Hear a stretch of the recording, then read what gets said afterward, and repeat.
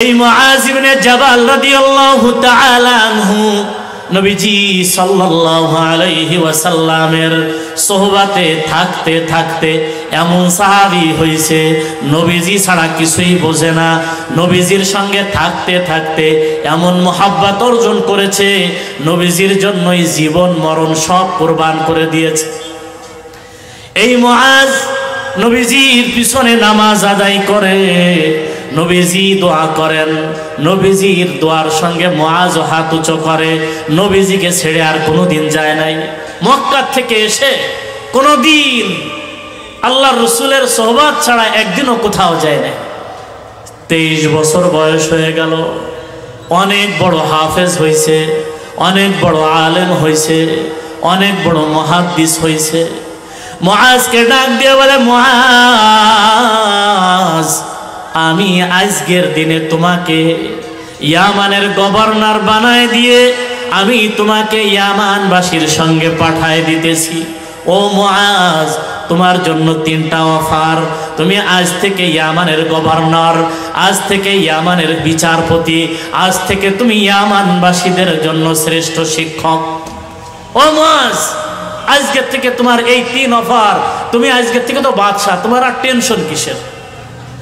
হযরতে মুআজ ইবনে জাবাল রাদিয়াল্লাহু তাআলা আনহু মাথাটা নিচু করে চোখের পানি ছেড়ে দিলেন, কিছুই বলেন না। কিছুক্ষণ পর আল্লাহর রাসূলের চেহারার দিকে তাকাইয়া আস্তে আস্তে করে বলে, ইয়া রাসূলুল্লাহ, তাহলে কি আজকের থেকে আপনার কাছে থেকে সরে চলে যেতে হবে? ইয়া রাসূলুল্লাহ, আজকের থেকে কি আমার চলে যেতে হবে?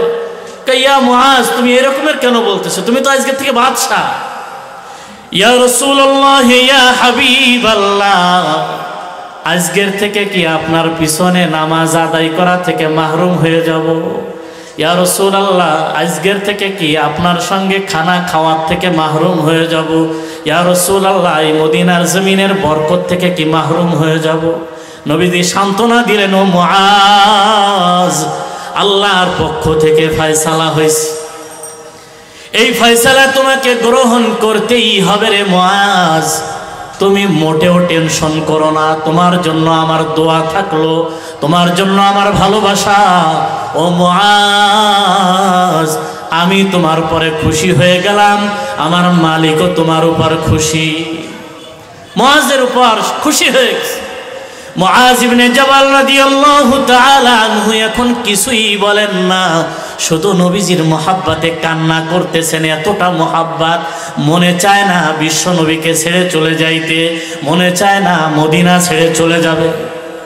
নবীজি সাল্লাল্লাহু আলাইহি ওয়াসাল্লাম মুআজ ইবনে জাবালকে এতটা মুহাব্বত করতেন, সন্তানকে যেমনি ভাবে মুহাব্বত করে মা, সন্তানকে বাবা যেমনি মুহাব্বত করে।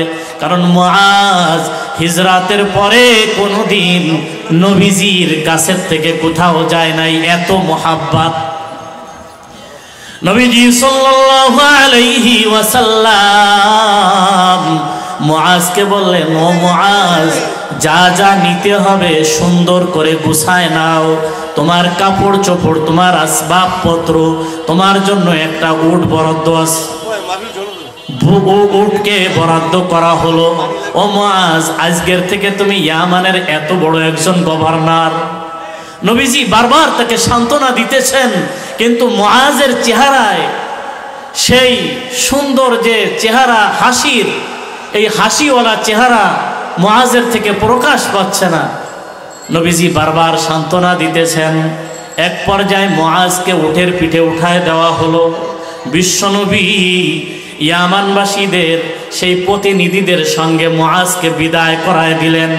নবীজি হাঁটতেছেন, উট আস্তে আস্তে হাঁটতেছে। সন্তানকে বিদেশে পাঠানোর সময় মা বাবা রাস্তা পর্যন্ত এগোয়ে দেয়, গাড়ি পর্যন্ত এগোয়ে দেয়, এয়ারপোর্ট পর্যন্ত এগোয়ে দেয়। মা মুখে আঁচল দিয়ে কান্না করে, সন্তান আর কোনোদিন ফেরত আসবে কিনা, সন্তানের সঙ্গে আর কোনোদিন দেখা হবে কিনা। কিতাবের মধ্যে এসেছে বিশ্ব নবী হযরতে মুআজ ইবনে জাবালকে বিদায় দেওয়ার পর নিজের চেহারা মুবারকটাও মলিন মলিন ভাব। মুআজকে আজ থেকে আর দেখতে পারবো না বুঝি। বিশ্বনবী মুআজকে বিদায় করায় দিয়ে পিছনে আস্তে আস্তে হাঁটতেছে আর বলতেছে, ও মুআজ, শরিয়াত অনুযায়ী চলিও, কোরআন সুন্নাহ অনুযায়ী চলবা, বিচার করবা কোরআন দিয়ে, বিচার করবা হাদিস দিয়ে, মানুষের সঙ্গে কথা বলবা। বিশ্বনবী যেমনি ভাবে কথা বলতেন এমনি ভাবে কথা বলবারে মুআজ, কোনো ব্যতিক্রম কিছুই করবা না। ও মুআজ, আবারও ফিরে আসবা তুমি, আমি রসুলকে মাঝে মাঝে এসে দেখে যাবা, মাঝে মাঝে মদিনার জমিনের মোহাব্বত গ্রহণ করবা। এইভাবে বিশ্ব নবী হযরতে মুআজকে সান্ত্বনা দিয়ে বিদায় দিতেছেন। বিদায় দিতে দিতে এক পর্যায়ে মদিনার সীমানার কাছাকাছি যখন চলে গেলেন, এখন মুআজের উটটা মদিনার বাহিরে চলে গেছে, মদিনার বাউন্ডারির বাহিরে চলে গেছে। নবীজি দাঁড়ায় পড়লেন। এবার হযরতে মুআজ ইবনে জাবাল সহ ইয়ামানের প্রতিনিধি দল যখন বের হয়ে চলে গেল মদিনার জমিন থেকে, এবার মরুভূমির ভিতরে দেখা যায় হযরতে মুআজ যাচ্ছে আর পিছনের দিকে ফিরে ফিরে তাকায়। গলায় একটা রুমাল ছিল, বারবার চোখের পানি মোছে। বিশ্বনবীর মোহাব্বত ছাড়তে চাইছে না, মদিনার মোহাব্বত হযরতে মুআজ ইবনে জাবাল রাদিয়াল্লাহু তাআলা আনহু ছাড়তেছে না। নবীজি চিল্লাইতেছে আর বলতেছে, ও মুআজ, মাঝে মাঝে তুমি আবার আসিও, মাঝে মাঝে নবীজিকে দেখে যেও। হযরতে মুআজ যখন এক পর্যায়ে অনেক দূর চলে গেছে, এখন শুধু মুআজকে দেখা যায় কেমন যেন কুয়াশা কুয়াশা ভাব। জিবরিল আমিন এসে গেলেন বিশ্ব নবীর কাছে ওহী নিয়ে, ডাক দিয়ে বলেন, ইয়া রাসূলুল্লাহ, ইয়া হাবিবাল্লাহ, আপনি মুআজকে কি বলে সান্ত্বনা দিছেন? মাঝে মাঝে আবার এসে আপনাকে দেখে যাবে, তাই এই সান্ত্বনা দিলেন? নবীজি বলছেন, হ্যাঁ ভাই জিবরাইল, আমি আমার মুআজকে আমি এই সান্ত্বনা দিছি যে মাঝে মাঝে এসো আমাকে দেখে যেও। হযরতে জিবরিল আমিন ডাক দিয়ে বলে, ইয়া রাসূলুল্লাহ, ইয়া হাবিবাল্লাহ, আপনি কি জানেন এই মুআজের সঙ্গে আপনার শেষ সাক্ষাৎ? মুআজের সঙ্গে আর কোনো দিন আপনার সাক্ষাৎ হবে না। ইয়া রাসূলুল্লাহ, ইয়া হাবিবাল্লাহ, আপনি মুআজকে আবার একটু ফিরান, মুআজকে বলেন বিশ্ব নবীকে যেন আবার শেষবারের মতন দেখে নেয়, জীবনের শেষবারের মতন দেখে নেয়, এই কথাটা যেন আপনি বলেন। নবীজি সাল্লাল্লাহু আলাইহি ওয়াসাল্লাম চিৎকার দিয়ে ডাক দিলেন। দেখেন কুয়াশা কুয়াশা ভাব, মরুভূমির ভিতরে মুআজকে দেখা যায়, উট চলতেছে। ডাক দিয়ে বলে, রে মুআজ, ফিরে আয় রে মুআজ, ফিরে আয়। হযরতে মুআজ ইবনে জাবাল রাদিয়াল্লাহু তাআলা আনহু বিশ্ব নবীর আওয়াজ শোনার পর উটের থেকে লাফ দিয়ে পড়েছেন। নবীজির এই চিৎকারের আওয়াজ শুনেই উটের থেকে লাফ দিয়ে পড়ে দৌড়াইতে দৌড়াইতে আসছে। সেই নবীজি সাল্লাল্লাহু আলাইহি ওয়াসাল্লামকে জড়ায় ধরছে। নবীজিও কান্না করে, মুআজ ইবনে জাবালও কান্না করে। ইয়া রাসূলুল্লাহ, ইয়া হাবিবাল্লাহ, এমন আবেগী আওয়াজে কেন আমাকে ডাক দিলেন? বিশ্বনবী ডাক দিয়ে বলে, রে মুআজ, আমি তো তোমাকে সান্ত্বনা দিয়েছিলাম, তুমি ইয়ামানের গভর্নর, তুমি আজ থেকে মাঝে মাঝে এসে তুমি মদিনায় এসে নবীজিকে দেখে যেও।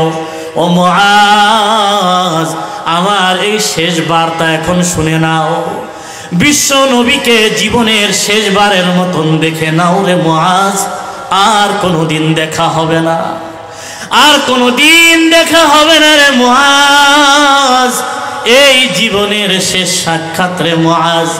আমিও তোকে দেখি, তুইও আমাকে দেখে নে। জীবনের লম্বা একটা সময়, দীর্ঘ একটা সময় বিশ্ব নবীর সঙ্গে কাটাইছিস রে মুআজ। ও মুআজ, তোর কাছে আমার ভালোবাসা শুধু দুনিয়াতে নয়, কিয়ামতের ময়দানেও থাকবে। ও মুআজ, তোর সঙ্গে আমার ভালোবাসা জান্নাত পর্যন্ত থাকবে। নবীজি সাল্লাল্লাহু আলাইহি ওয়াসাল্লাম বলেন, মান তাশাব্বাহা বিকওমিন ফাহুয়া মিনহুম, যার সঙ্গে যার মুহাব্বত তার সঙ্গেই তার কিয়ামত। ও মুহাব্বত, এই মুহাব্বত নিয়ে বিশ্ব নবীর সঙ্গে চলেছিস রে মুআজ, আমি ওয়াদা করলাম জান্নাতে যাওয়ার সময় আমি তোকেই সঙ্গে করে নিয়ে ঢুকবো। মুআজের সঙ্গে নবীজি সাল্লাল্লাহু আলাইহি ওয়াসাল্লামের এতটা মুহাব্বত ছিল, নবীজি মুআজকে বিদায় দিলেন। মুআজ কান্না করতে করতে যখন রওনা করছে, নবীজি পিছন থেকে বলতেছে, ও মুআজ, মদিনায় যখন আসবা আমি নবীর কবরটা তুমি একটু জিয়ারত করিও। আমি থাকবো রওজায়ে আতহারে, আর তুমি থাকবা ইয়ামানের গভর্নর। তুমি আমার কবরের কাছে এসে একটু মুহাব্বত প্রকাশ করিও। আসসালামু আলাইকা ইয়া নবী আল্লাহ, আসসালামু আলাইকা ইয়া রাসূলুল্লাহ। আমি কবর থেকে আমি তোমাকে সালামের জবাব দেব।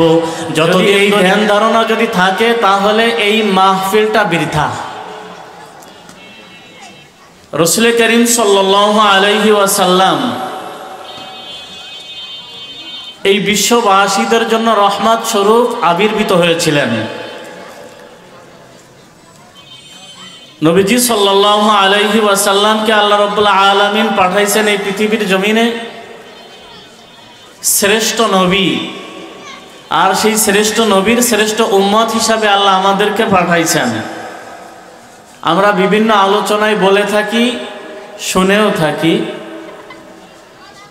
আদম নবী থেকে নিয়ে ঈসা নবী পর্যন্ত সব নবীরা আল্লাহ রাব্বুল আলামিনের কাছে দরখাস্ত করেছে যে আল্লাহ, শেষ নবীর উম্মতের যে ফজিলাত, এই ফজিলাত শুনে মনে চায় যে আমরা যদি এই জামানার নবী না হয়ে ওই জামানার নবীর উম্মত হইতাম তাহলে আমাদের জন্য খুব মঙ্গলজনক হইত। অনেক নবীরা পর্যন্ত দোয়াও করেছেন আল্লাহর কাছে যে আল্লাহ, আমাকে শেষ নবীর উম্মত হিসাবে পাঠাও, আমাকে শেষ নবীর উম্মত হিসাবে কবুল করো। সব নবীরাই দোয়া করেছেন। হযরতে আবু মুসা আশআরী রাদিয়াল্লাহু তাআলা আনহুর বর্ণিত একটা হাদিস আসছে, হাদিসের ভিতরে এই হাদিসটা হায়াতুল হায়াওয়ান নামক কিতাবের মধ্যে উল্লেখ আছে। হযরতে আবু মুসা আশআরী রাদিয়াল্লাহু তাআলা আনহু বলেন, আমি রাসূল করিম সাল্লাল্লাহু আলাইহি ওয়াসাল্লাম থেকে শুনেছি, আল্লাহ রসুল বলেন, আদম নবী থেকে নিয়ে ঈসা নবী পর্যন্ত অধিকাংশ নবীরা আল্লাহর কাছে চোখের পানি ঝরায় ঝরায় দোয়া করছেন যে আল্লাহ, শেষ জামানার নবীর উম্মত যদি আমাকে বানাইতা তো এই নবী হওয়ার থেকে বেশি মঙ্গলজনক হইতো আমার জন্য। তো এমন একজন নবী, বনি ইসরাইলের নবী হযরতে দানিয়াল আলাইহিস সালাতু ওয়াস সালামের নাম হাদিসের ভিতরে আসছে। বনি ইসরাইলের নবী ছিলেন। তো হযরত দানিয়াল আলাইহিস সালাতু ওয়াস সালাম আল্লাহর কাছে দোয়া করতেছেন যে আল্লাহ, আমি তো দোয়া করতেছি, আমি জানি আমার এই দোয়াকে গ্রহণ করা হবে না। কি দোয়া? আমাকে শেষ নবী মুহাম্মদুর রাসূলুল্লাহর উম্মত হিসাবে কবুল করো, এটা কবুল করা হবে না, আমি জানি। তো হযরত দানিয়াল আলাইহিস সালাতু ওয়াস সালাম যখন নির্জনে বসতেন এই দোয়াটাই বারবার করতেন যে আমার মনে চায় যে আমি মুহাম্মদুর রাসূলুল্লাহ সাল্লাল্লাহু আলাইহি ওয়াসাল্লামের উম্মত হই। যেহেতু পূর্বের জামানার কিতাবের মধ্যে আসছে, আর কুরআনুল কারীমের মধ্যেও আল্লাহ রাব্বুল আলামিন নাজিল করেছেন, কুনতুম খায়রা উম্মাতিন উখরিজাত লিন-নাস তা'মুরুনা বিল মা'রুফি ওয়া তানহাউনা আনিল মুনকার। তোমরাই শ্রেষ্ঠ জাতি, তোমরাই শ্রেষ্ঠ উম্মত, কারণ তোমাদের মধ্যে সৎ কাজের আদেশ আছে আর অসৎ কাজের বাধা আছে। এই জাতির মধ্যে সৎ কাজের আদেশ এবং অসৎ কাজের বাধা আছে। হযরত দানিয়াল আলাইহিস সালাতু ওয়াস সালাম আল্লাহ রাব্বুল আলামিনের কাছে নির্জনে দোয়া করতেন, ওগো মালিক, আমি জানি আমার এই দোয়াকে গ্রহণ করা হবে না, আল্লাহ আমাকে মুহাম্মাদুর রাসূলুল্লাহর উম্মত হিসাবে কবুল করো। তারপরেও আমার মনের খায়েশ এটা, আমি এই দাবিটুকু তোমার কাছে করি গো মালিক, আমাকে যদি শেষ জামানার নবীর উম্মত হিসাবে যদি নাও পাঠানো হয়, অন্তত শেষ জামানার নবীর উম্মতের হাতের দ্বারা যেন আমার দাফন কাফন হয়। আমি দাবি জানাইলাম, আমি উম্মত হিসাবে যদি নাও কবুল হই, তো অন্তত আমার দাফন কাফনের ব্যবস্থা যেন উম্মতে মুহাম্মাদিরা যেন করে। হযরতে দানিয়াল আলাইহিস সালাতু ওয়াস সালামের ইন্তেকালের পর তার উম্মতরা তাকে কফিনে করে রেখে দিয়েছিলেন। নবীজি সাল্লাল্লাহু আলাইহি ওয়াসাল্লামের বর্ণিত হাদিসের মধ্যে এসেছে, ইরাক যখন সর্বপ্রথম স্বাধীন হয়, নবী মুহাম্মদুর রাসূলুল্লাহ সাল্লাল্লাহু আলাইহি ওয়াসাল্লামের জামানায় হযরতে আবু মুসা আশআরী রাদিয়াল্লাহু তাআলা আনহুকে আল্লাহর রাসূল পাঠায় দিলেন ইরাকে। বাগদাদে যখন পৌঁছে গেলেন হযরতে আবু মুসা আশআরী রাদিয়াল্লাহু তাআলা আনহু, ইরাকের বাগদাদের মিউজিয়ামের মধ্যে খুঁজতেছে পুরনো জামানার কি আছে, খুঁজতেছেন। খুঁজতে খুঁজতে দেখে একটা পুরনো একটা কফিন দেখা যায়, কফিন, লাশের কফিন। তা হযরতে আবু মুসা আশআরী রাদিয়াল্লাহু তাআলা আনহু ওই মিউজিয়ামের গেটের কাছে একজন বৃদ্ধ লোককে দাঁড়ানো দেখলেন। তো দেখে বুঝতে পারছেন উনি যে একজন রক্ষক হবেন। তো জিজ্ঞাসা করলেন, মান আনতা? তো উনি বলতেছে যে আমি এখানে দায়িত্বরত একজন ব্যক্তি, আমি এখানে দেখাশোনা করি। তো এই কফিনটার ভিতরে কি আছে? হাদা সুন্দুক, এটা কিসের বাক্স?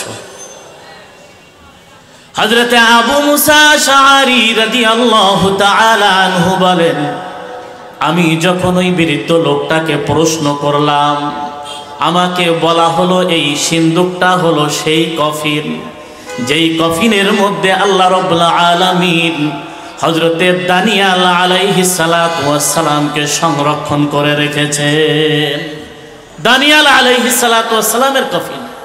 আমি সঙ্গে সঙ্গে ওই কফিনটার কাছে গেলাম, যে কফিনটার ঢাকনা উঁচা করলাম, দেখলাম আল্লাহ রাব্বুল আলামিন হযরতে দানিয়াল আলাইহিস সালাতু ওয়াস সালামকে অক্ষত অবস্থায় রেখে দিয়েছেন। সুবহানাল্লাহ।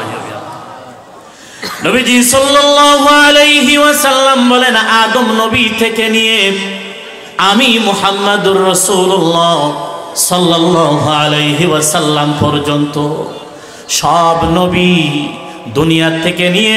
দুনিয়ার থেকে বিদায় নিয়ে যখন কবর জগতে যখন চলে যাবে, আল্লাহ রাব্বুল আলামিন মাটির জন্য নবী এবং আম্বিয়া আলাইহিস সালাতু ওয়াস সালামদের লাশকে খাওয়া হারাম করে দিয়েছে। নবীদের লাশ কবর কখনো স্পর্শ করবে না, অক্ষত অবস্থায় থাকবে। এটা আল্লাহ পাক রব্বুল আলামিনের মহিমা, আল্লাহ পাক রব্বুল আলামিনের কারিশমা। আল্লাহ রব্বুল আলামিন এইভাবে এমনি করে অগণিত নেককার, পরহেজগার, সালিহিন বান্দা বান্দিকে এই মাটির জমিনে অক্ষত অবস্থায় রেখে দিয়েছেন, যাদেরকে আল্লাহ রাব্বুল আলামিন ময়দানে মাহশারে এইভাবেই উঠাবেন। এমনকি যারা আল্লাহর সন্তুষ্টির জন্য এই তাজা জীবন ইসলামের জন্য বিলায় দিয়েছে, তাদের দেহটাকেও আল্লাহ রাব্বুল আলামিন এই জমিনকে গ্রহণ করা অর্থাৎ মাটির জন্য খাওয়া হারাম করে দিয়েছেন। আজ আমরা এখানে মজলিসে উপস্থিত হইলাম দিন গ্রহণ করার জন্য, দিনের নসিহাত গ্রহণ করার জন্য, দিনের শিক্ষা গ্রহণ করার জন্য। এই শিক্ষা এমনই একটা শিক্ষা হওয়ার দরকার যে হতে পারে এই মজলিসটা আমাদের জিন্দেগির জন্য একেবারে শেষ মজলিস। অনেক মানুষ দেখছি আমরা, আমাদের সঙ্গে নামাজ আদায় করত। হয়তো বলেছে যে রাত্রে বেলা ঈশা আদায় করে গেছে, ফজরের সাক্ষাৎ হবে, কিন্তু ফজরের সময় তার লাশের সংবাদটা এসে গেছে।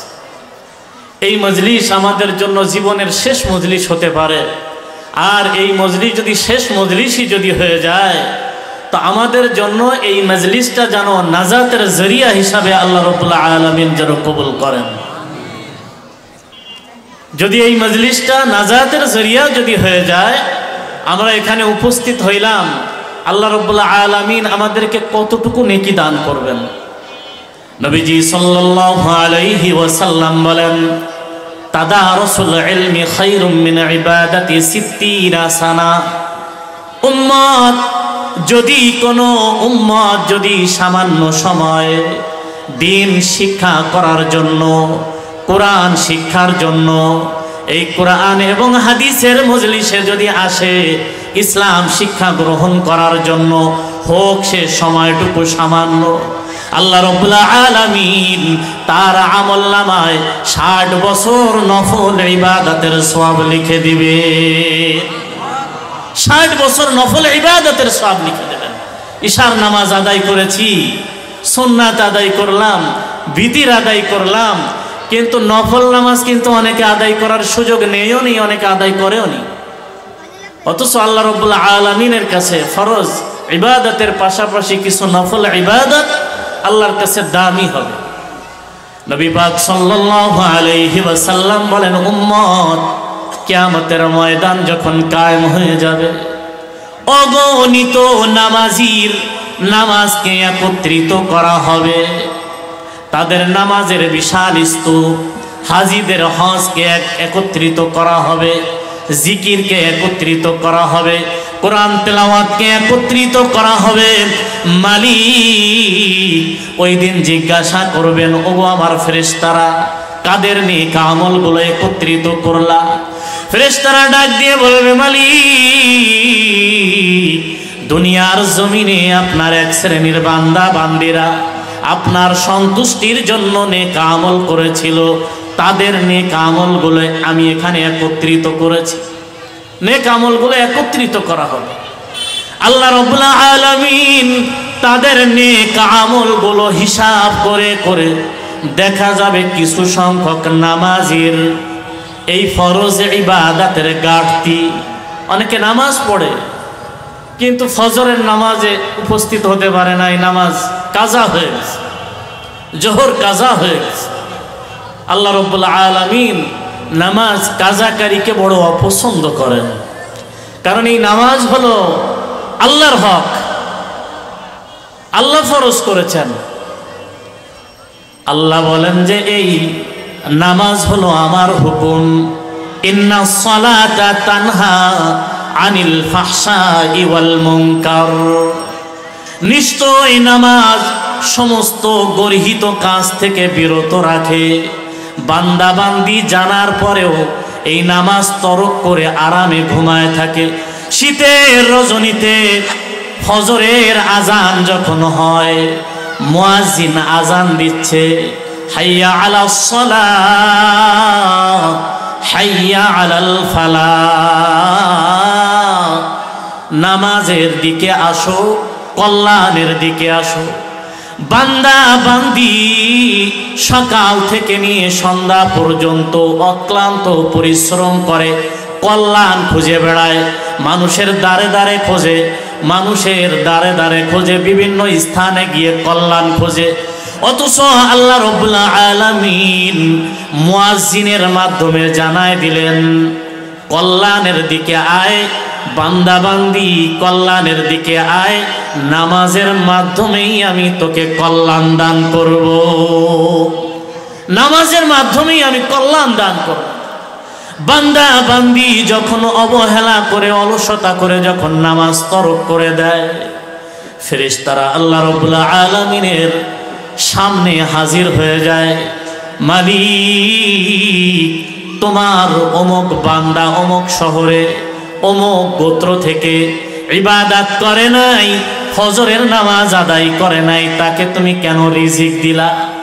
আল্লাহ তো রহমানুর রহিম, বেনামাজির ব্যাপারে ফেরেশতারা নালিশ করতে থাকে, হাদিসের মধ্যে আসছে নালিশ করতে থাকে। আর ফেরেশতাদের নালিশটা এত গ্রহণযোগ্য নালিশ, কারণ তারা তো গুনাহ শেখে নাই, তারা অন্যায় জানে না, তারা সব সময়ের জন্য আল্লাহ রাব্বুল আলামিনের সবক গ্রহণ করে যেই কাজেই আল্লাহ রাব্বুল আলামিন তাদেরকে হুকুম করেছেন ওই কাজেই লেগে থাকে। আল্লাহ পাঠায় দিয়ে থাকেন, যাও ফেরেশতারা মসজিদে খবর নিবা যাদের উপর নামাজ ফরজ হয়েছে কারা কারা নামাজ আদায় করেছে জামাতের সঙ্গে। ফেরেশতারা গিয়ে আল্লাহর কাছে যায়, লিস্টটি নিয়ে হাজির হয়, আল্লাহ এতগুলা লোক ছিল এখানে নামাজে উপস্থিত ছিল, উপস্থিত হয় নাই এত সংখ্যক মানুষ।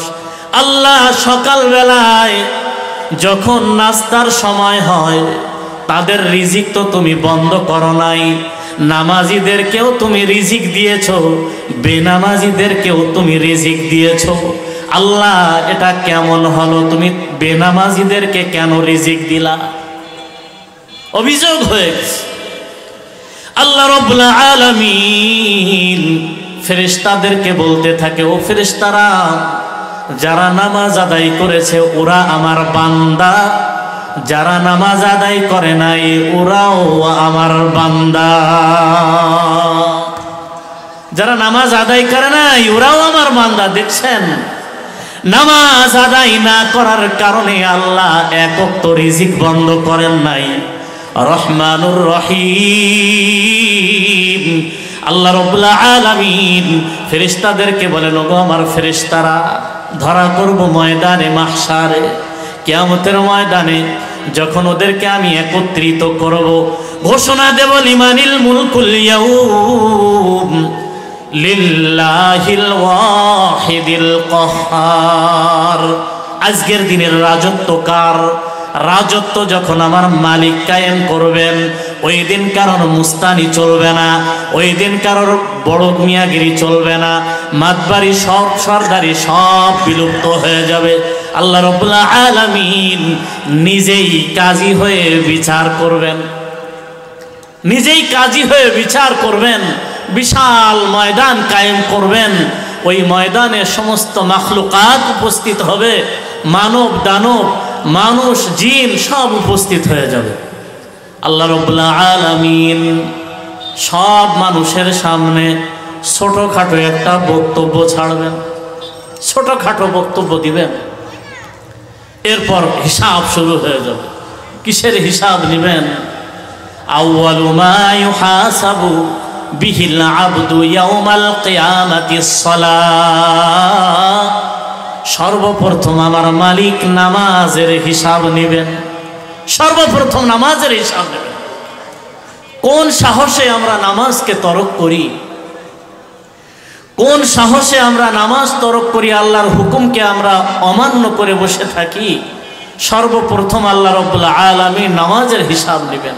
ও যুবক, নামাজ আদায় না করে চিন্তা ভাবনা করি যে যখন একটু বয়স বেশি হবে তখন ইবাদত করব। নবীজি সাল্লাল্লাহু আলাইহি ওয়াসাল্লামের হাদিস, যেদিন আমার মালিক নামাজিদের নামাজের হিসাব নেবেন, বান্দাবান্দির নামাজের হিসাব নেবেন, সর্বপ্রথম নামাজের হিসাব নেওয়ার সঙ্গে সঙ্গে এক শ্রেণীর বান্দাবান্দিরা অজুহাত দেখাবে। প্রশ্ন করা হবে, নামাজ কেন আদায় করো নাই? বলবে, আল্লাহ ব্যস্ত ছিলাম, দুনিয়ার কাজকর্ম নিয়ে ব্যস্ত ছিলাম, সম্পদের হিসাব কিতাব নিয়ে ব্যস্ত ছিলাম। বিভিন্ন অজুহাতকে পেশ করা হবে। আল্লাহ রাব্বুল আলামিন হযরতে নবী মুহাম্মদুর রাসূলুল্লাহ সাল্লাল্লাহু আলাইহি ওয়াসাল্লামের সাহাবী হযরতে আব্দুর রহমান বিন আউফ রাদিয়াল্লাহু তাআলা আনহু তাকে হাজির করবেন। অনেক বড় ধনী মানুষ, কত বড় ধনী, কত সম্পদ ছিল নিজেই জানতেন না, এত সম্পদের মালিক। তাকে হাজির করবেন। ও যুবক, তোমাকে আমি কতটুকু সম্পদ দিয়েছিলাম, যেই সম্পদের হিসাব মিলাইতে মিলাইতে তুমি নামাজ তরক করে ফেলেছ। আমার আব্দুর রহমান বিন আউফের থেকে কি তুমি বেশি সম্পদশালী ছিলে? দেখো আমার আব্দুর রহমান কোনো অবস্থাতে আমার একটা হুকুমকে অমান্য করে নাই, পরিপূর্ণভাবে আমার হুকুমকে পালন করেছে। এইভাবে আল্লাহ রাব্বুল আলামিন তো এরপর সকাল হইতো আল্লাহ রাসূল সাল্লাল্লাহু আলাইহি ওয়াসাল্লাম হাদিসের মধ্যে বলেছেন, নবীজি সাল্লাল্লাহু আলাইহি ওয়াসাল্লাম বলেন, বিলালকে হাজির করা হবে। অগণিত গরিব মানুষদেরকে যখন হাজির করা হবে, গরিবদেরকে আল্লাহ ডাক দিয়ে বলবেন, রে নাফরমান, আমার বিলালের সামনে তোদের ওজর কোনো কাজে লাগবে না, যা যা জাহান্নামে যা, আমার বিলালের সামনে তোদের কোনো ওজর কাজে লাগবে না, জাহান্নামে যা। ওয়াসিকাল্লাযীনা কাফারু ইলা জাহান্নামা যুমারা, জাহান্নামের দিকে তাদেরকে ধাক্কাইতে ধাক্কাইতে নিয়ে যাওয়া হবে। অবশেষে জাহান্নামের ফেরেশতারা তাদেরকে জাহান্নামের মধ্যে লাথি মেরে নিক্ষেপ করে দেবে। তো এই সমস্ত অজুহাত দেখায় আল্লাহ রাব্বুল আলামিনের সামনে কোনো কাজে আসবে না। নবীজি সাল্লাল্লাহু আলাইহি ওয়াসাল্লাম সাহাবায়ে কেরামদের সামনে যখন নসিহত করতেন, সাহাবায়ে কেরামরা অন্তরের কান দিয়ে, দিলের কান দিয়ে নবীজির নসিহত শুনতেন। আর আমরা আজকাল নসিহত শুনি যে কোন বক্তা একটু গান গাবে, কোন বক্তা একটু হাসি বা তামাশার আলোচনা করবে, এটাই শ্রেষ্ঠ বক্তা, এই বক্তাকে আবারও আনতে হবে আগামী বছর। এই বক্তার মতন বক্তা না হলে ওয়াজ শুনে মজা হয় না। আসলে মজার জন্য তো ওয়াজ না, ওয়াজ নসিহত হলো দিলের খোরাক। কোরআন এবং হাদিসের আলোচনা হলো দিলের খোরাক, ইমানের খোরাক। যদি কোনো ব্যক্তি চিন্তা করেন যে বক্তার সুললিত কণ্ঠ, তার সুর শুনে শুনে একটু আনন্দ উপভোগ করলাম, আর এই ওয়াজ শুনে রাত গভীর করে চলে গেলাম, ফজরের নামাজ না পড়েই ফজরের নামাজ কাজা করে ঘুমায় থাকলাম, ওই বয়ান শোনা কিন্তু জায়েজ নাই। এই নসিহতের ময়দান কায়েম তো যাতে করে নামাজ কাজা না হয়, এই ওয়াজের মজলিস যাতে করে যাদের পূর্বের অবস্থা খুব খারাপ ছিল, আমলের অবস্থা খুব দুর্বল ছিল, যাদের আমলটা শক্তিশালী হয়, আমল মজবুত হয়, ইমানের অবস্থা মজবুত হয়, এই জন্যই কিন্তু এই নসিহতের ময়দান। এখনো পর্যন্ত ওই ভাজা মুড়ি পাপড় ওই দোকানের সামনে দিয়ে এক শ্রেণীর মানুষ ঘুরে বেড়াচ্ছে। তারা নিয়ত করেই আসছে যে মাহফিলে যাব, ঘুরে ঘুরে দেখব, মেলার মতন তো হয়। তাদের জন্য এই মজলিসটা কিন্তু গজবের কারণ। কিয়ামতের ময়দানে নেক আমল শুধু নাজাতের কারণ হবে না, নেক আমল কিন্তু জাহান্নামে পৌঁছানোরও কারণ হয়ে যাবে। কারণ ইবাদত করতে হবে আল্লাহর জন্য, লোক দেখানোর ইবাদত জাহান্নামে যাওয়ার কারণ, লোক দেখানো হজ জাহান্নামে যাওয়ার কারণ, লোক দেখানো তেলাওয়াত জাহান্নামে যাওয়ার কারণ, লোক দেখানো তাসবিহ তাহলিল জাহান্নামে যাওয়ার কারণ। অনেক মুসাল্লি নামাজ থেকে বের হয়ে হাতে একটা তাসবিহ নিয়ে রাস্তা দিয়ে হাঁটতে থাকে, সুবহানাল্লাহ, আলহামদুলিল্লাহ, আল্লাহু আকবার, মনে মনে খেয়াল করে রাস্তাতে যাওয়ার সময় লোকজন আমাকে দেখবে আমি অনেক বড় পরহেজগার। ফেরেশতারা তাকে লানত করতে থাকে। আল্লাহ রাব্বুল আলামিন বলেন, কিয়ামতের ময়দানে তোকে ধরা করব, তুই কেন এই তাসবিহ পাঠ করতেছিলি, তোর উদ্দেশ্যটা কি ছিল? উদ্দেশ্য এই তাসবিহ একমাত্র আল্লাহর জন্য হতে হবে। সুবহানাল্লাহ, আমার মালিক পবিত্র, আমার মালিকের পবিত্রতা বর্ণনা করছি। এই পবিত্রতা দিল থেকেই বর্ণনা করতে হবে। আমি যে তাসবিহ পাঠ করি, আমাকে লোকজন দেখে আমাকে বড় পরহেজগার বলবে, আমাকে বড় মুসাল্লি বলবে। এই মুসাল্লি বলাটাই কিয়ামতের ময়দানে জাহান্নামে যাওয়ার কারণ হয়ে যাবে। হযরতে আবু হুরায়রা রাদিয়াল্লাহু তাআলা আনহু হাদিসে পাকের মধ্যে বর্ণনা করেন, নবীজি সাল্লাল্লাহু আলাইহি ওয়াসাল্লামের কাছ থেকে আমি হাদিস শুনেছি, কিয়ামতের ময়দানে তিন শ্রেণীর মানুষদেরকে দিয়ে আল্লাহ সর্বপ্রথম জাহান্নাম জ্বালাবে। তিন শ্রেণীর মানুষ সর্বপ্রথম দিয়ে জাহান্নাম আল্লাহ প্রজ্বলিত করবেন। দেখবেন চুলায় সর্বপ্রথম জাল ধরানোর সময় নরম নরম কাগজ বা পাতা দিয়ে কিন্তু সর্বপ্রথম জাল ধরানো হয়। আর আল্লাহ রাব্বুল আলামিন জাহান্নামকে প্রজ্বলিত করবেন ওয়াকুদুহান নাস ওয়াল হিজারা, মানুষ আর পাথর দিয়ে আল্লাহ জাহান্নামকে প্রজ্বলিত করবেন। হযরত আবু হুরায়রা রাদিয়াল্লাহু তাআলা আনহু বলেন, আমি নবীজির সামনে একদিন বসলাম, আল্লাহর রাসূল মসজিদে নববীতে আমাদেরকে নসিহত করতেছিলেন। আল্লাহর রাসূল বয়ান করতে করতে এক পর্যায়ে বললেন, কিয়ামতের ময়দানে আল্লাহ রাব্বুল আলামিন তিন শ্রেণীর মানুষদেরকে সর্বপ্রথম জাহান্নামে দিয়েই জাহান্নামকে জ্বালায় দেবে। এই বলেই আল্লাহর রাসূল মাথাটা নিচু করে কাঁদতেছেন, একাধারে চোখ দিয়ে পানি পড়তেছে, দাড়ি ভিজে যাচ্ছে। সাহাবীরা আশ্চর্য হয়ে গেলেন, আল্লাহ রাসূল কি কিছুই বলবেন না? এই বলেই কি একেবারে ক্ষান্ত হয়ে গেলেন? তিন শ্রেণীর মানুষ কারা? নবীজি সাল্লাল্লাহু আলাইহি ওয়াসাল্লাম এরপর মাথাটা উঁচু করে বলেন, ওগো আমার সাহাবী, ওগো আমার সাহাবীরা রে, কিয়ামতের ময়দানে আল্লাহ রাব্বুল আলামিন তিন শ্রেণীর মানুষদেরকে দিয়ে সর্বপ্রথম জাহান্নাম প্রজ্বলিত করবেন। যার এক শ্রেণীর মানুষ যারা আল্লাহর কালাম তেলাওয়াত করত, তাসবিহ তাহলিল পাঠ করত, এই তেলাওয়াতটা বড় সুললিত কণ্ঠে সুমধুর কণ্ঠে তেলাওয়াত করত, আর দেলে দেলে খেয়াল করত আমার এই তেলাওয়াত শোনার পর লোকজন আমাকে বাহবা দেবে, লোকজন আমাকে খুব প্রশংসা করবে, কত সুন্দর তেলাওয়াত। এই লোকজনের কাছে থেকে এই প্রশংসা পাওয়ার জন্য যারা তেলাওয়াত করবে, ইবাদত করবে, কিয়ামতের ময়দানে আল্লাহ রাব্বুল আলামিন তাদেরকে ডাক দিবেন, ও কারীর দল। কিয়ামতের ময়দানে আল্লাহ বলবেন, দুনিয়াতে কার জন্য ইবাদত করতা? এত সুন্দর কণ্ঠে কার জন্য তেলাওয়াত করতা? কার জন্য জিকির করতা? কার জন্য তাসবিহ তাহলিল করতে? আল্লাহ রাব্বুল আলামিন বলার পর বান্দা বান্দি বলবে, আল্লাহ, এই তোমার দেওয়া সুন্দর কণ্ঠ, তোমার দেওয়া সুন্দর ভয়েস, এই আওয়াজে তেলাওয়াত করতাম তোমার সন্তুষ্টির জন্য।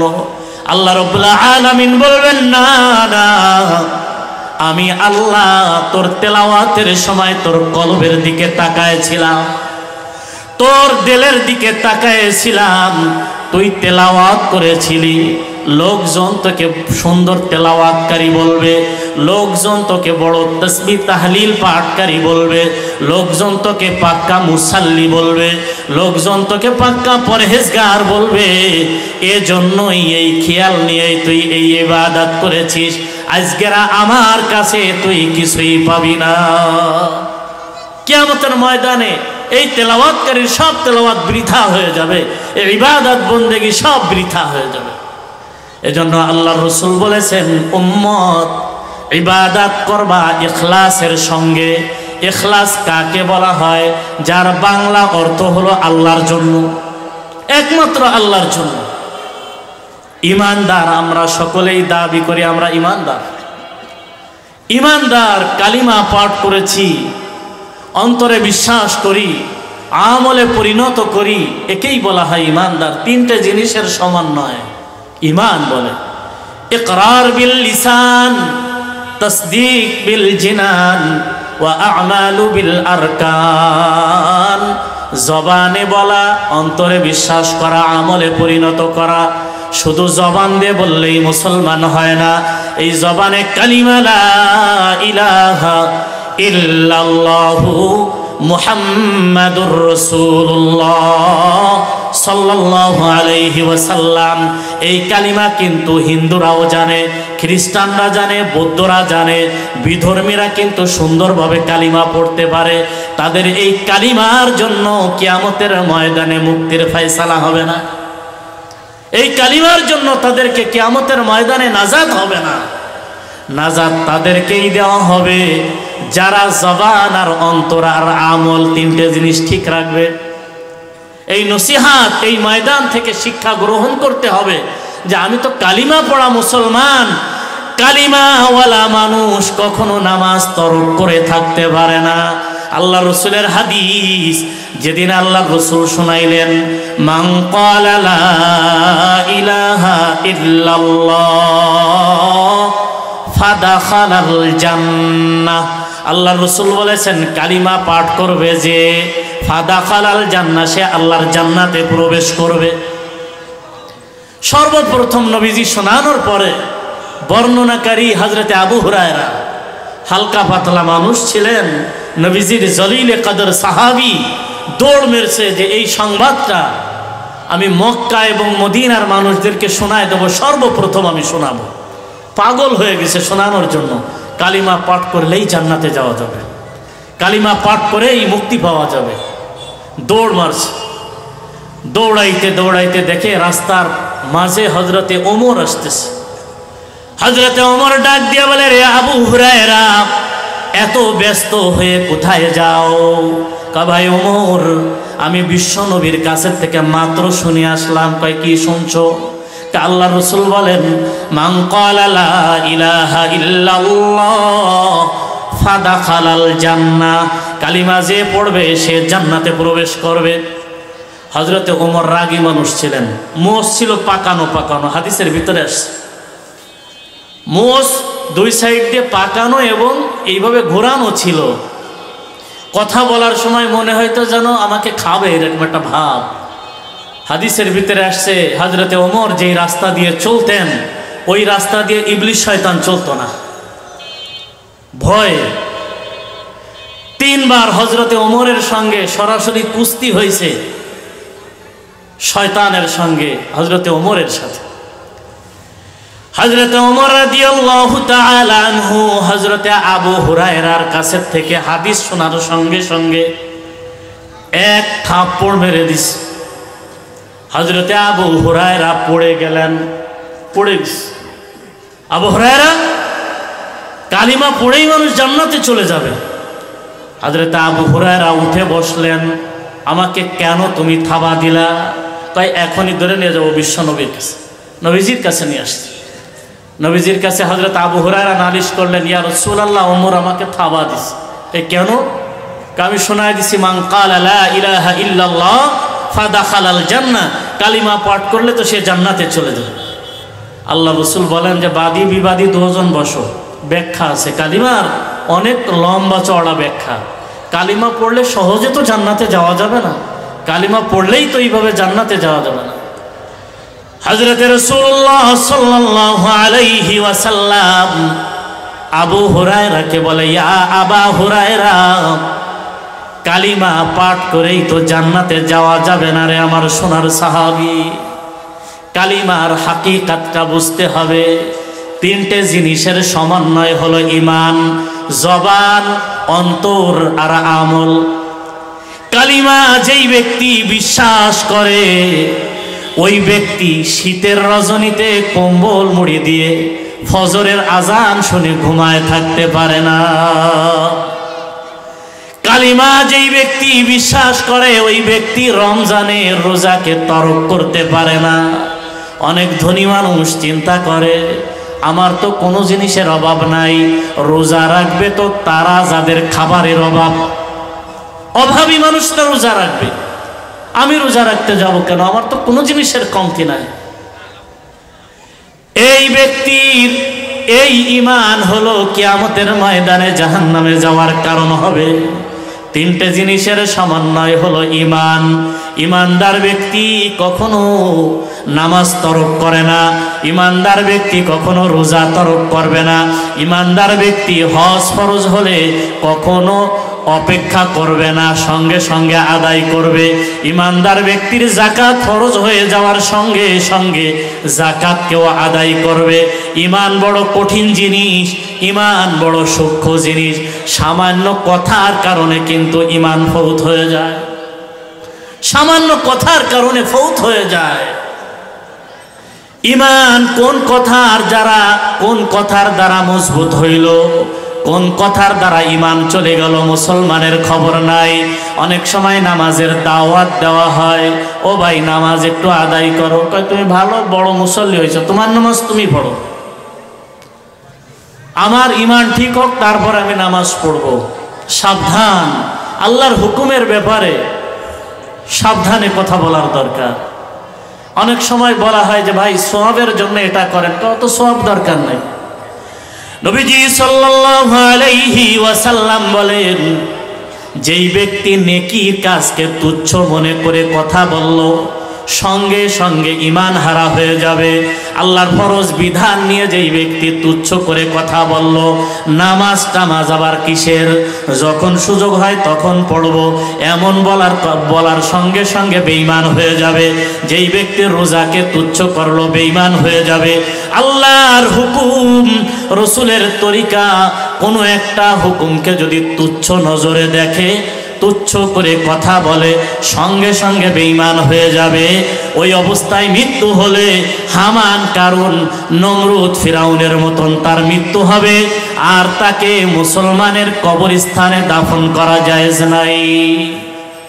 হযরতে থানবী রাহমাতুল্লাহি আলাইহি কিতাবের মধ্যে লিখেছেন, 7টা জিনিসের সঙ্গে মুসলমান বিয়াদবি করলে তার থেকে নিয়ে 7 পুরুষ পর্যন্ত ধ্বংসের মধ্যে থাকবে, গজবের মধ্যে থাকবে। আপনি অন্যায় করবেন 7টা জিনিসের সঙ্গে, আপনা থেকে নিয়ে 7টা জেনারেশন পরবর্তী ধ্বংসের ভিতরে থাকবে। অন্যায় করবেন আপনি, আপনার সন্তান, আপনার নাতি পুতি, এইভাবে তারা পরবর্তীতে যারা আসবে 7 পুরুষ পর্যন্ত ধ্বংসের মধ্যে থাকবে। 7টা জিনিসের সঙ্গে বিয়াদবি করলে সাবধান মুসলমান। 7টা জিনিস স্মরণ রেখেন। 1 নাম্বার হলো মসজিদ, 2 নাম্বার মাদ্রাসা, 3 নাম্বার কুরআনুল কারীম, 4 নাম্বার হলো হাদিস, 5 নাম্বার হলো ঈদগাহ, 6 নাম্বার হলো কবরস্থান, 7 নাম্বার হলো মাতা পিতা। আবারও বলি, 1 নাম্বার হলো মসজিদ, 2 নাম্বার হলো মাদ্রাসা, 3 নাম্বার হলো কুরআনুল কারীম, 4 নাম্বার হলো হাদিস, 5ম নাম্বার হলো বলা হয়েছে, 5ম নাম্বার হলো ঈদগাহ, 6ষ্ঠ নাম্বার হলো কবরস্থান, 7ম নাম্বার হলো মাতা পিতা। মসজিদের সঙ্গে বিয়াদবি করবেন, আপনার থেকে নিয়ে 7 পুরুষ পর্যন্ত গজবের মধ্যে থাকবে। থানবী রাহমাতুল্লাহি আলাইহি কিতাবের মধ্যে লিখেছেন, নবীজির হাদিসের উদ্ধৃতি দিয়েছেন, আল মসজিদু বাইতুল্লাহ, মসজিদ হলো আল্লাহর ঘর। মসজিদ কার ঘর? আল্লাহর ঘর। আল মসজিদু বাইতুল্লাহ, আল মাদ্রাসাতি বাইতি, মাদ্রাসা হলো আমি রাসূলের ঘর। মসজিদ যদি আল্লাহর ঘর হয়, মসজিদের সীমানা হলো জমিন থেকে নিয়ে আরশে আজিম পর্যন্ত, জমিন থেকে নিয়ে আরশে আজিম পর্যন্ত মসজিদে ঢোকার আদব আছে না নাই? নবীজি সাল্লাল্লাহু আলাইহি ওয়াসাল্লাম বিশ্ব নবী, যার আগের এবং পরের সব গুনাহ মাফ ছিল, আগেরও গুনাহ পরেরও গুনাহ সব মাফ ছিল। নবীজি গুনাহ করেন নাই, ঘোষণা ছিল সব মাফ। বিশ্ব নবী যখন মসজিদে প্রবেশ করতেন, দোয়া পড়ে মসজিদে ঢুকতেন, আর মসজিদ থেকে বের হতেন, দোয়া পাঠ করে বের হতেন, মসজিদে প্রবেশ করতেন, ইতিকাফের নিয়তে প্রবেশ করতেন। যতক্ষণ মসজিদে থাকতেন, ইবাদতের মধ্যে থাকতেন, কখনো আল্লাহর রাসূল দুনিয়ার কোনো কথাবার্তার ভিতরে মসজিদে সময় একটা মুহূর্ত পার করতেন না। অথচ আমাদের সাহস, এত বড় সাহস, মসজিদের মধ্যে এসে যদি কারোর সঙ্গে সাক্ষাৎ হয়, এমন আপনজন, বন্ধু বান্ধব, সমাজের মানুষ, জমি জাতির হিসাব, বাজার ঘাটের হিসাব, ব্যবসা বাণিজ্যের হিসাব, সব হিসাব কিতাব ইস্তেকামাতের সঙ্গে, একেবারে তাসাল্লির সঙ্গে, আরামের সঙ্গে গল্প গুজর করতেই তালে আসে। এক হাদিসের মধ্যে আসছে, যখন কোনো মানুষ মসজিদের মধ্যে গল্প গুজর শুরু করে দেয়, ফেরেশতারা বলতে থাকে, আল্লাহর বান্দা কথা বন্ধ কর। এটা আল্লাহর ঘর। যখন সে কথা বন্ধ না করে, ফেরেশতা আবারও বলে, ও আল্লাহর বান্দা, কথাটা বন্ধ করো। 3 নাম্বার, যখন ফেরেশতা আবারও দেখে যখন বান্দা কথা বন্ধ করলো না, তখন এবার ডাক দিয়ে বলে, আল্লাহর দুশমন, তোর ইবাদত করা লাগবে না, মসজিদ থেকে বের হয়ে যা। ফেরেশতাদের আওয়াজ, ফেরেশতাদের ভাষা বলতে থাকে, মসজিদ থেকে বের হয়ে যা। মসজিদের আদব হলো মসজিদ ইবাদতের ঘর। মসজিদের নামকরণ হয়েছে সিজদার কারণে। আল্লাহ রাব্বুল আলামিনের কাছে সিজদাটা অনেক দামি, অনেক দামি। মুমিন বান্দার সিজদাটা এত দামি, সিজদা যখন বান্দা বান্দি করে, এই পৃথিবীর জমিন থেকে নিয়ে আসমান পর্যন্ত এর মধ্যে যা কিছু আছে সব থেকে মুমিন বান্দার একটা সিজদার দাম আল্লাহর কাছে অনেক বেশি। একটা সিজদার দাম অনেক বেশি, এই দুনিয়ার থেকে বেশি। এই সিজদার স্থানকে নির্দিষ্ট করেছেন আল্লাহ রাব্বুল আলামিন মসজিদ। সাহাবায়ে কেরাম রাদিয়াল্লাহু তাআলা আনহুম আল্লাহর রাসূলের কাছে মসজিদে প্রবেশ করতেন আখিরাতের ভালায়ের জন্য, দুনিয়ার অন্যায় ছাড়ার জন্য। এই শিক্ষা কিভাবে পাওয়া যায়? আল্লাহর রাসূলের কাছে মসজিদে যাইতেন, আজ থেকে নিয়ত করব মসজিদে দুনিয়াবি কোনো কথা বলবো না। একটা কথা যদি আমার মসজিদের মধ্যে বেয়াদবিমূলক হয়ে যায়, আমার 7 পুরুষ পর্যন্ত, আমার পর থেকে নিয়ে 7 পুরুষ পর্যন্ত গজবের মধ্যে থাকবে। কি গজবটা জানেন? আমার বংশের মধ্যে বোবা হবে, বংশের মধ্যে প্রতিবন্ধী হবে, বংশের মধ্যে বেহায়া পয়দা হবে, বংশের মধ্যে সুদখোর পয়দা হবে, বংশের মধ্যে ঘুষখোর পয়দা হবে, বংশের মধ্যে বিয়াদব পয়দা হবে। এই এমন কিছু পয়দা হবে যার কারণে সমাজের মানুষ অতিষ্ঠ হয়ে যাবে, আর সমাজের মানুষ বদদোয়া করবে, নেককার মানুষ বদদোয়া করবে, আল্লাহ এ মরে না কেন, মরলেই বাঁচতাম। কিতাবের মধ্যে আসছে বদবখ তৈরি হবে সমাজের মধ্যে যদি মসজিদের সঙ্গে বিয়াদবি করেন, মাদ্রাসার সঙ্গেও যদি বিয়াদবি করেন, তাও কিন্তু এই পরিণতি একই হবে। আল মাদ্রাসাতি বাইতি, নবীজি বলেন মাদ্রাসা হলো আমি রাসূলের ঘর। এই মাদ্রাসা হলো ইলমে দ্বীন শিক্ষার প্রতিষ্ঠান। কোরআন এবং হাদিস শিক্ষা দেওয়া হয় মাদ্রাসাতে। দ্বীনি মারকাজ, মানুষ দিন বোঝে, কোরআন শেখে, হাদিস শেখে, পরকালে মুক্তির কিভাবে মুক্তি পাওয়া যাবে এই শিক্ষাটা কিন্তু মাদ্রাসা থেকে অর্জন করে। মাদ্রাসার সঙ্গে খবরদার বেয়াদবি করা যাবে না, কোরআনের সঙ্গে বেয়াদবি করা যাবে না। কোরআনুল কারীম হাদা কালামুল্লাহ, এই কালাম হলো আমার মালিকের কালাম। এই পৃথিবীর জমিনে এমন কোন কিতাব নাই যেই কিতাব ওযু সহকারে ধরার হুকুম, এমন কোন কিতাব নাই যেই কিতাব পড়লে এমন হবে যে সওয়াব হইতে থাকবে, এমন কোন কিতাব নাই পাঠ করে দম করলে অসুস্থ ব্যক্তি সুস্থ হবে। সেটা একমাত্র আল্লাহর কালাম। আল্লাহর কালাম তেলাওয়াত করে অসুস্থ রোগী তার গায়ে দম করলে সুস্থ হয়ে যাবে। সাহাবায়ে কেরাম রাদিয়াল্লাহু তাআলা আনহুমদের শিক্ষা এমনটা ছিল যে আল্লাহর রাসূলের সাহাবীরা আল্লাহর পছন্দনীয় কালাম, এই কালামকে কিভাবে শিক্ষা করা যায় বিভিন্ন রকমের পদ্ধতি তারা অবলম্বন করতেন। নবীজির কাছ থেকে শুনতেন, ইয়া রাসূলুল্লাহ আমাদেরকে একটু শিক্ষার ব্যবস্থা করে দেন, ইয়া রাসূলুল্লাহ যার তেলাওয়াতটা সুন্দর এমন একজন ব্যক্তিকে আমাদেরকে তালিম দিতে বলেন। এইভাবে সাহাবীরা আল্লাহর রাসূলের কাছে পড়েই থাকতেন দ্বীন শিক্ষার জন্য। নবীজি সাল্লাল্লাহু আলাইহি ওয়াসাল্লামের হাদিস থেকে পাওয়া যায়, ইসলামের শুরুর যুগে ইয়ামান থেকে 3 জন ব্যক্তি আসছে নবীজি সাল্লাল্লাহু আলাইহি ওয়াসাল্লামের দরবারে। ইসলামের শুরুর সময় যে ইয়ামানে কিছু সংখ্যক মানুষ ইসলাম গ্রহণ করেছে। ইয়া রাসূলুল্লাহ আপনি আমাদেরকে 3 জন ব্যক্তি দেবেন বর্তমান ইয়ামানের অবস্থা খুবই ভালো। ইয়ামানের অবস্থা এখন এমন, দিন যাইতেছে, মুসলমান হচ্ছে মানুষ, আর মানুষ ইসলামের দিকে ধাবিত হচ্ছে। তারা দিন বুঝতে চায়। ইয়া রাসূলুল্লাহ, 3 জন ব্যক্তি দেবেন, যার একজন হবে আমাদেরকে সুন্দরভাবে কোরআন শিক্ষা দেবে, আর একজন এমন হবে তিনি আমাদের গভর্নর হবে, আর একজন এমন দেবেন যিনি আমাদের বিচারক হবে, কাজী হবে। নবীজি সাল্লাল্লাহু আলাইহি ওয়াসাল্লাম বলেন, মদিনার জমিন এমন একটা সময় তোমরা আসছো, এই সময় যদি আমি তোমাদেরকে 3 জন ব্যক্তি দেই তাহলে ইসলামের জন্য একটু ক্ষতি হয়ে যাবে।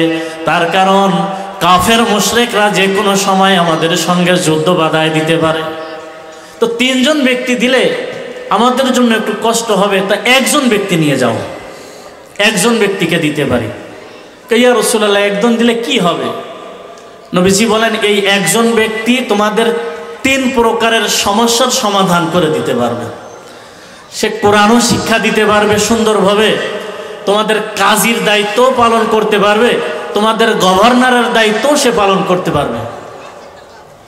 নবীজির কাছে ইয়ামানের এই প্রতিনিধি দল বলে, ইয়া রাসূলুল্লাহ, ইয়া হাবিবাল্লাহ, এই লোকটাকে, এই 3 গুণে গুণান্বিত ব্যক্তি আমাদের সামনে একটু হাজির করেন। বিশ্বনবী জনাবে মুহাম্মদুর রাসূলুল্লাহ সাল্লাল্লাহু আলাইহি ওয়াসাল্লাম বলেন, শুধু 3 গুণ নয়, আরো একাধিক গুণের অধিকারী এমন একজন ব্যক্তিকে তোমাদের সাথে পাঠায় দিতে চাই। ইয়া রাসূলুল্লাহ, একটু ডাক দেন। নবীজি ডাক দিলেন হযরতে মুআজ ইবনে জাবাল রাদিয়াল্লাহু তাআলা আনহু, যিনি মক্কা থেকে হিজরত করে মদিনায় আসছিলেন। পাগলের মতন ছুটে মক্কা থেকে মদিনায় আসছে। নবীজি তো আগেই হিজরত করে চলে আসছে, পরে শুনছে কোনো একজন ব্যক্তির কাছে যে নবীজি হিজরত করে চলে গেছে মদিনায়। একা একা হিজরত করে হযরতে মুআজ ইবনে জাবাল রাদিয়াল্লাহু তাআলা আনহু মাত্র 13 বছর বয়সের সময় মদিনায় চলে আসছে। এসে বলছে, ইয়া রাসূলুল্লাহ, আমাকে কেন নিয়ে আসলেন না? নবীজি বলছে, তুমি তো ছোট মানুষ, এই জন্য তোমাকে রেখে আসছি। আমাকে এখনই আপনি বায়াত গ্রহণ করান, এখনই কালিমা পড়ান, আমি নতুন করে আবার মুসলমান হতে চাই।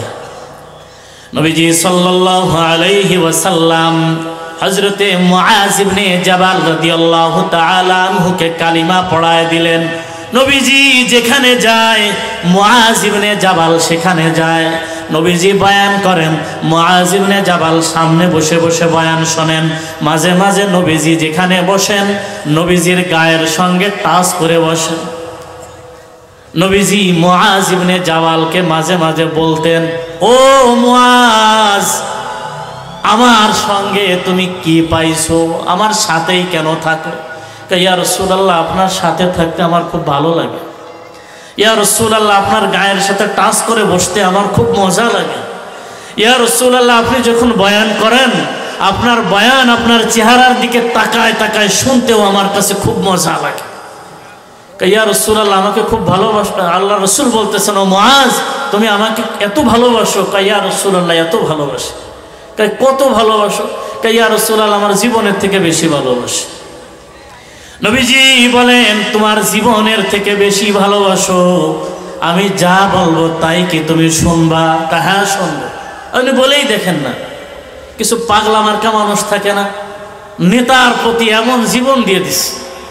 ভাই আপনি, ভাইজান আপনি যা বলবেন তাই, আপনি বলেই দেখেন না, আপনি কি করতে হবে করেই দিচ্ছি, দেখেন।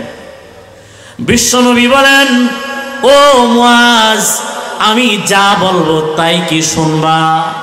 ইয়া রাসূলুল্লাহ, একবার খালি আপনার পবিত্র জবান থেকে খালি একটু প্রকাশ করেন, আমি করেই দেখাচ্ছি।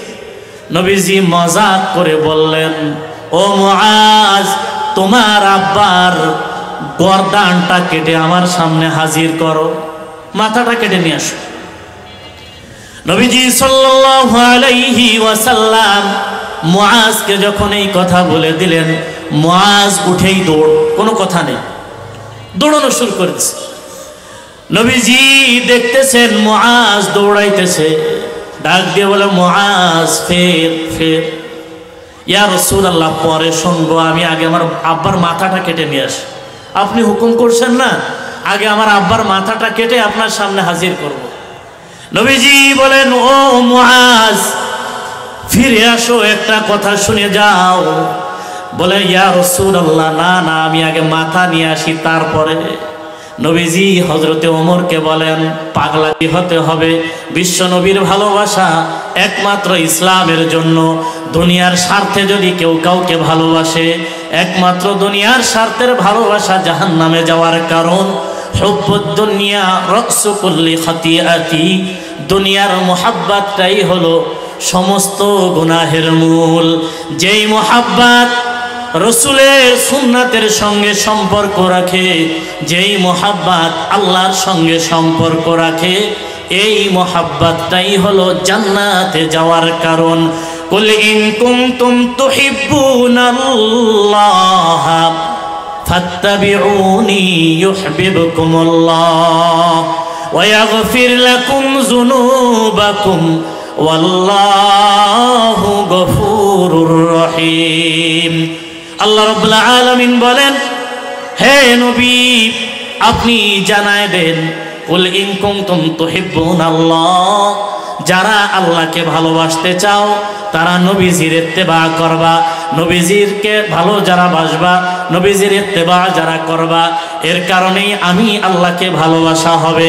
আর যারা আল্লাহকে ভালোবাসবে তাদের গুনাহগুলোকে আমি রব্বুল আলামিন ক্ষমা করে দিব। আল্লাহ রব্বুল আলামিন ক্ষমাশীল, তিনি ক্ষমা করতে পছন্দ করেন। হযরতে রাসূল করিম সাল্লাল্লাহু আলাইহি ওয়াসাল্লাম হাদিসে পাকের মধ্যে বর্ণনা করেছেন, মুহাব্বত নিয়ে দুনিয়া থেকে যাওয়ার দরকার। দুনিয়া থেকে যেই ব্যক্তি আল্লাহ এবং আল্লাহ রসুলের মুহাব্বত ছাড়া যাবে, তার জন্য কবরের জগৎটা মুসিবতের হবে। এটা কিন্তু জানাজার ময়দানও, ঈদগাহ এবং জানাজারও ময়দান। এইখানে অনেক মানুষকে জানাজা দিয়ে জীবনের শেষ বিদায় কিন্তু দেওয়া হয়েছে। জানাজার সময় বলা হয়, অমুক এলাকা নিবাসী এত টাইমের সময় ইন্তেকাল করেছেন, ইন্না লিল্লাহি ওয়া ইন্না ইলাইহি রাজিউন।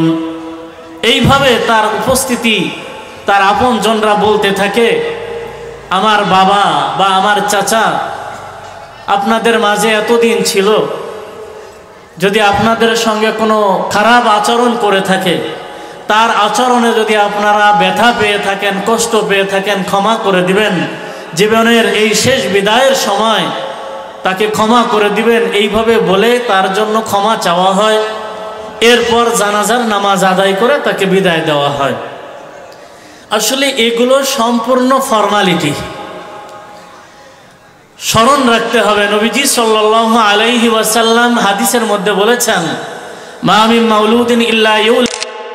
এই মুআজ ইবনে জাবাল রাদিয়াল্লাহু তাআলা আনহু নবীজি সাল্লাল্লাহু আলাইহি ওয়াসাল্লামের সোহবাতে থাকতে থাকতে এমন সাহাবী হয়েছে, নবীজি ছাড়া কিছুই বোঝে না।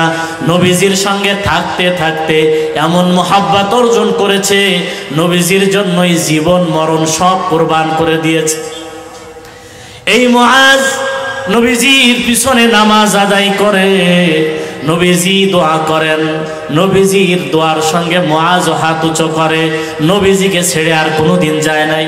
মক্কা থেকে এসে কোনোদিন আল্লাহর রসুলের সোহবত ছাড়া একদিনও কোথাও যায় নাই।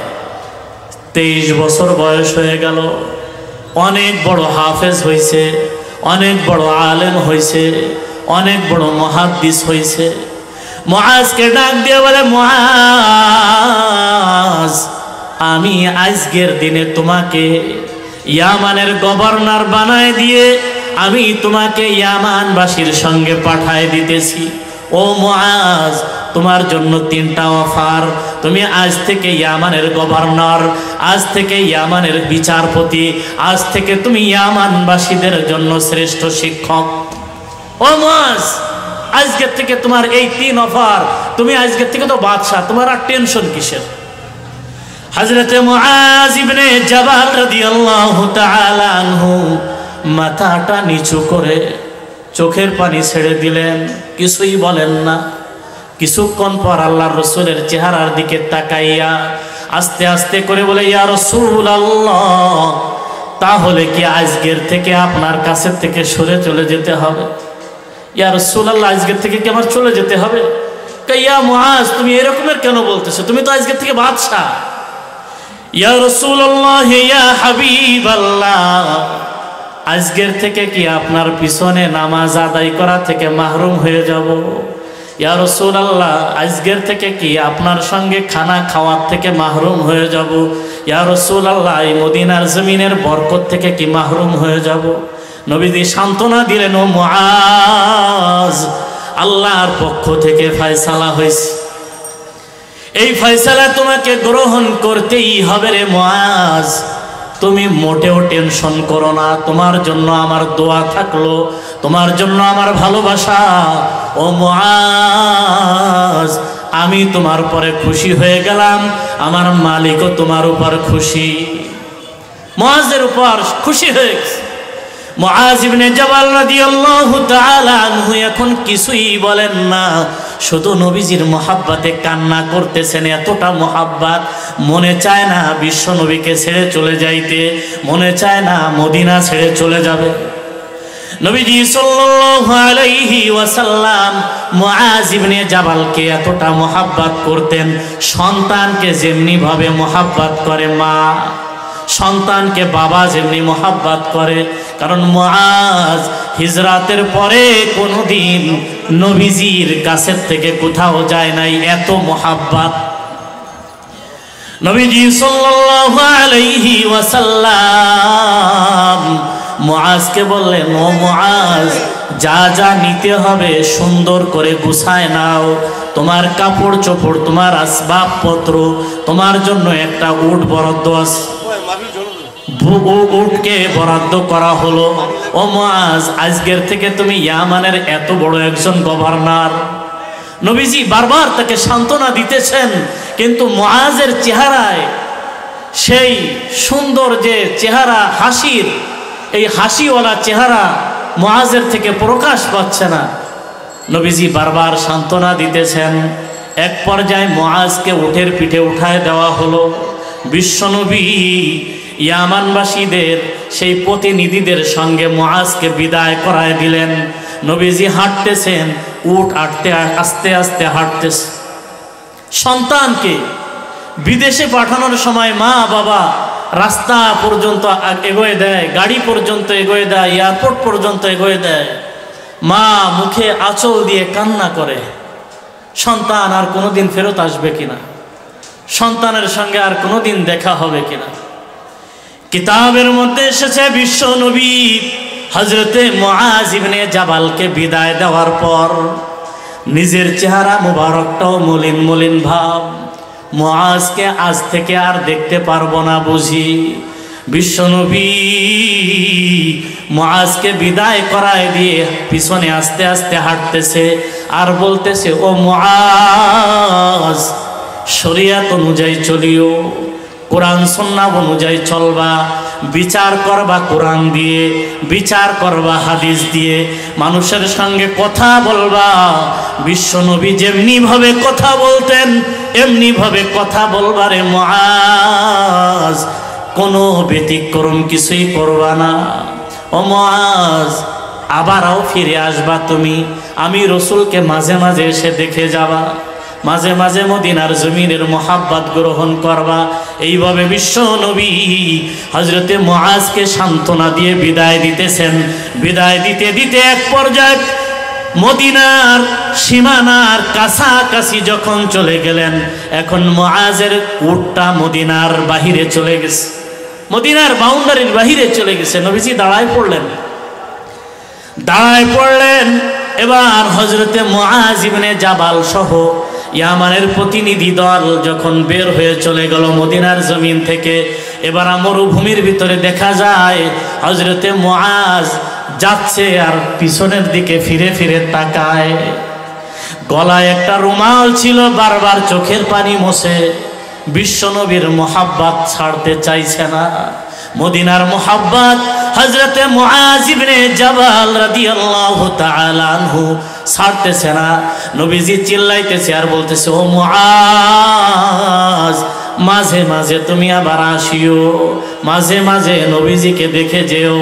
হযরতে মুআজ যখন এক পর্যায়ে অনেক দূর চলে গেছে, এখন শুধু মুআজকে দেখা যায় কেমন যেন কুয়াশা কুয়াশা ভাব।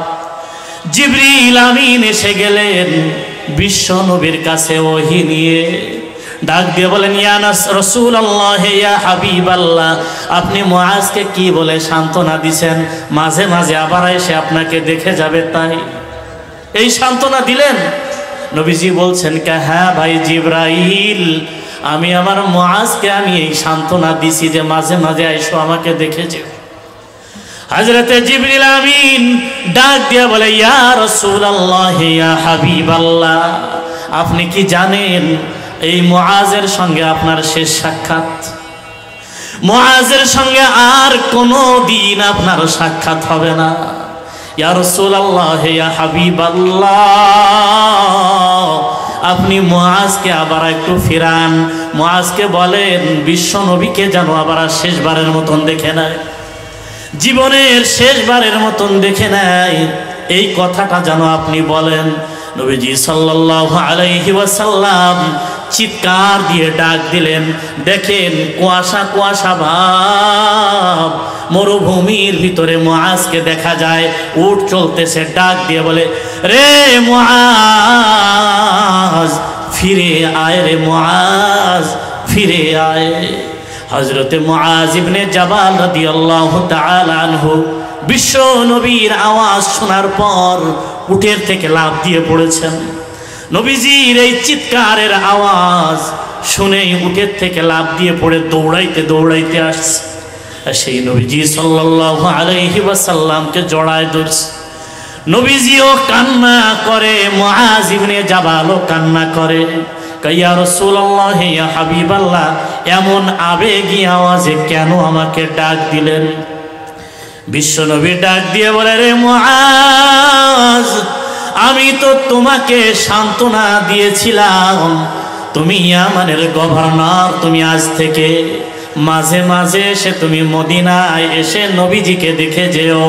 ও মুআজ, আমার এই শেষ বার্তা এখন শুনে নাও, বিশ্ব নবীকে জীবনের শেষবারের মতন দেখে নাও রে মুআজ, আর কোনোদিন দেখা হবে না, আর কোনোদিন দেখা হবে না রে মুআজ, এই জীবনের শেষ সাক্ষাৎ রে মুআজ। আমিও তোকে দেখি, তুইও আমাকে দেখে নে। জীবনের লম্বা একটা সময়, দীর্ঘ একটা সময় বিশ্ব নবীর সঙ্গে কাটাইছিস রে মুআজ। ও মুআজ, তোর কাছে আমার ভালোবাসা শুধু দুনিয়াতে নয়, কিয়ামতের ময়দানেও থাকবে। ও মুআজ, তোর সঙ্গে আমার ভালোবাসা জান্নাত পর্যন্ত থাকবে। নবীজি সাল্লাল্লাহু আলাইহি ওয়াসাল্লাম বলেন, মান তাশাব্বাহা বিকওমিন ফাহুয়া মিনহুম, যার সঙ্গে যার মুহাব্বত তার সঙ্গেই তার কিয়ামত। ও মুহাব্বত, এই মুহাব্বত নিয়ে বিশ্ব নবীর সঙ্গে চলেছিস রে মুআজ, আমি ওয়াদা করলাম জান্নাতে যাওয়ার সময় আমি তোকেই সঙ্গে করে নিয়ে ঢুকবো। মুআজের সঙ্গে নবীজি সাল্লাল্লাহু আলাইহি ওয়াসাল্লামের এতটা মুহাব্বত ছিল, নবীজি মুআজকে বিদায় দিলেন। মুআজ কান্না করতে করতে যখন রওনা করছে, নবীজি পিছন থেকে বলতেছে, ও মুআজ, মদিনায় যখন আসবা আমি নবীর কবরটা তুমি একটু জিয়ারত করিও। আমি থাকবো রওজায়ে আতহারে, আর তুমি থাকবা ইয়ামানের গভর্নর। তুমি আমার কবরের কাছে এসে একটু মুহাব্বত প্রকাশ করিও। আসসালামু আলাইকা ইয়া নবী আল্লাহ, আসসালামু আলাইকা ইয়া রাসূলুল্লাহ। আমি কবর থেকে আমি তোমাকে সালামের জবাব দেব। যতদিন দুনিয়াতে থাকবা আমার মুহাব্বত নিয়ে থাকিও। দুনিয়া থেকে যখন বিদায় নিবা আমার নামের পরে লা ইলাহা ইল্লাল্লাহ মুহাম্মাদুর রাসূলুল্লাহ, আল্লাহ এবং রাসূলের উপর এই হায়াতের জিন্দেগিটা পার করবা। কিয়ামতের ময়দানেও তোমার প্রতি মুহাব্বত, জান্নাতের মধ্যেও তোমার মুহাব্বত। ও মুআজ, আমি তোকে ভালোবাসি একমাত্র দিনের জন্য, আর কোনো স্বার্থে নয়। নবীজি সাল্লাল্লাহু আলাইহি ওয়াসাল্লাম বলেছেন, এই ভালোবাসা একমাত্র ইসলামের জন্য হতে হবে। উম্মত, একমাত্র ভালোবাসা তৈরি